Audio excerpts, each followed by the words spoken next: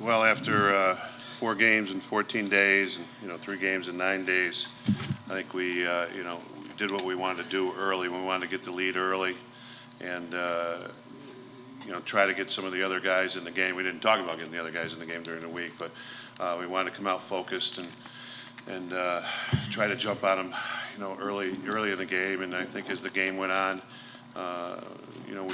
we showed that there was a touch of fatigue there, a couple mental errors, but some turnovers. But I thought that all in all, we got some other people in the game, and it was a good win for us. And we're looking forward to having a little bit of time off before the ACC tournament. John, how's Ben Williams? Oh, I think he's fine. He just got the wind knocked out of him. So he came out just couldn't score, after that hit he didn't play again? Yeah, there was really no need for it, and Cal Paduda's worked pretty hard, and if anything ever happened to Ben, we wanted to make sure that Cal gets as much experience as possible. So it was a good night for that. Coach, kind of piggybacking off that, was it nice or reassuring in any sense seeing Ben score? I know this was something that was kind of floated around in the preseason. Yeah, it's always great. They work so hard, and when he's able to get the ball out in front, and he has those opportunities, and many teams won't, they won't rotate their close defense over. They're going to see if the face-off guy can make that shot. And that's just a philosophy of some teams. They're going to let him go in and see if he can do it. And he said he finally kind of feels back to full strength after the shoulder injury in the fall. Do you kind of sense that maybe he's back to a level where he was last year? Oh, I think he started out really well this year. And we've gone, everybody's got a good face-off guy now. And then I thought against Cornell, their guy is really good. A couple of their guys are pretty good. And won 18 of 22. And I thought he really competed in that game and got a lot of loose balls himself, which always isn't the case. Usually wings will get to it by then. And then, tonight he went in against another good guy. And I thought our wings helped out a little bit more tonight than we did last week, which is good. I mean, they were there to get the loose balls, and the stats came out pretty well. Coach, what were your thoughts on the defense coming off a good game against UNC? Just, keeping kind of Binghamton outside, away from the net group. Well, I think there's been a real focus for the last few weeks that, our team defense and our sliding and recovering, and I thought it did really well. I thought it did pretty well against Cornell, actually, and then even better against the UNC. And I thought we slid and recovered pretty well today. There were times where we didn't have to slide, but we wanted to practice sliding and recovering, and I thought that went pretty well. Again, we were a little slow at times, and I think a lot of that had to do with the amount of games that we've played in a short time and in a short week to prepare again. Coach, can you talk about the layoff now and how you guys keep the edge, I guess, going into the ACC? Well, I think that the layoff's needed, and we'll probably start tomorrow with film of Binghamton and get out and just do a little stretching, kind of work the kinks out, talk with the trainers to see which guys need maybe a day off or a little bit more treatment. The following day we'll start talking about UNC again, and we're going to discuss it as coaches. Probably give them a day or two off over the weekend. Get started again next week. We do leave on Thursday. So we'll have one less day than normal, being a Friday game against Carolina. But I think we can get a lot done mentally. Then maybe a little conditioning early in the week next week just to get back in stride. So I think that the time this weekend with the amount of teams that we've played in 14 days will be very good for us. Coach, Paroli got his first goal. He was still wearing that since the end. He was still wearing the brace. How close is he to 100%? We'd have to talk to him. I think every day, every few days, every game, he's been getting more and more comfortable. I don't think he's, I don't know if it's 100% yet. Maybe it is physically, but you got to get used to wearing the brace and getting out there again and getting the flow of things. Nick, another game with at least 3 goals. What have you been able to do individually, and what has the offense been able to do as a whole in order for you to be so successful? The offensive guys are giving me opportunities to score, and I'm just trying to make the most of them. They're getting good dodges, and they're drawing slides for me, and I'm just trying to get my shot from the outside or off ball and stuff like that. Dylan, you've got more than double the assists than anyone else on the team, which is maybe more the role that was laid out for you this year. How would you kind of assess the way that you've slotted into your offensive role this year, and that everyone individually on the offense has kind of found their roles at this point? I think offense is just a work in progress at all times. I'm just trying to be whatever my team needs me to be, and right from the beginning of the fall, we've just gradually improved, and our whole goal is to get better every single week, and we're starting to figure out who we are, and we're just playing well together.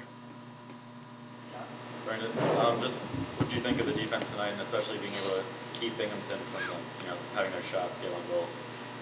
It was good. I think like Coach said, sliding and recovering practice has been a focus of ours the past couple weeks. I thought we had a nice showing against UNC, and it's good to kind of see the momentum flowing into this game, and hopefully it continues into the ACCs. Yeah, can you talk about any fatigue you guys might have been feeling mentally or physically, and how you overcame that? We started off with the ball right away, so that kind of, I think, got some of the jitters out. We just got to keep on preparing every day, and hopefully we're not like that next weekend, and we'll just go from day by day, and that's it. Was it hard coming off that Carolina game to kind of get it back up? No, I wouldn't say that. For myself at least, I like to play, and I like to play in the games as much as I can. So I try to do that and try to get my teammates fired up as much as we can. So. Nick, did your success in this offense maybe surprise you in the slightest at all, coming in your first year and leading the team in goals by a hefty margin? Yeah, definitely. In the off season, I kind of did a little different type of workouts with Dylan here, and he really helped me push me over the edge and really get to the spot where I am today. What is it about this offense that allows you to fit so seamlessly in it? It's all the movements. I don't have to do it. I don't have to do a lot of dodging, and a lot of the guys are doing the dodging for me. And they're getting their slides, and whenever they get their slides, I just try to finish the ball for them. And that's them giving it back to me. So. Coach, can you comment a little bit on Cousins' form tonight? Can you comment a little bit on Cousins' form tonight for Binghamton? Which one is he? Cousins, the goalie? I think he made some good saves. I thought he got in front of it pretty well. He was good on the clears. They throw a lot of 10-man right at you, so he's asked to come out of the goal and cover an attackman. And thought he did a good job with that too. I didn't see how many saves he had. He had 14. Yeah. Well, he took 42 shots on him and 13 wins, so I thought he did. I did a good job. I thought he was solid. John is a very long-time employee of the university. Any memories you care to share about Pearl, and maybe interactions you had with him, and just what you remember most about him? Yeah, he was, I think as I mentioned in the video, he was always a joy. He, a little bit of a character and a great sense of humor.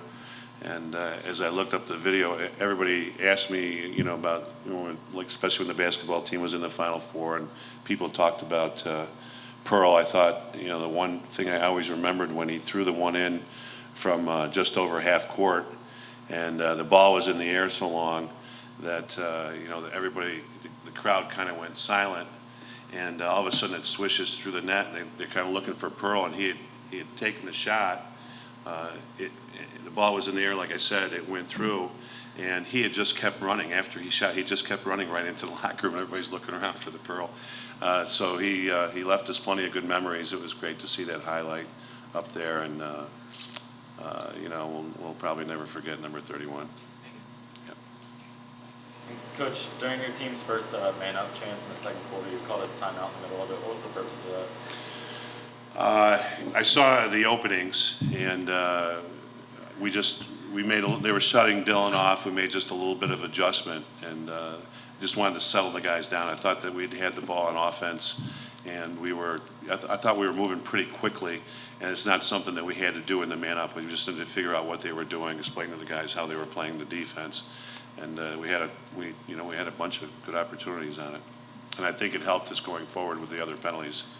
The guys knew what they were doing and what we were going to do. Dylan, can you talk about the importance of getting this win after beating Carolina and kind of keeping the momentum going and in the playoffs? Yeah, exactly. You said it best. You got to keep the momentum going. And then North Carolina was, they're a great team. That's a huge win for us. So we're looking forward to the first round of ACCs now. We weren't looking past this game at all, and it is important that I like to see how focused the guys were this past week, and we're just going to keep that going.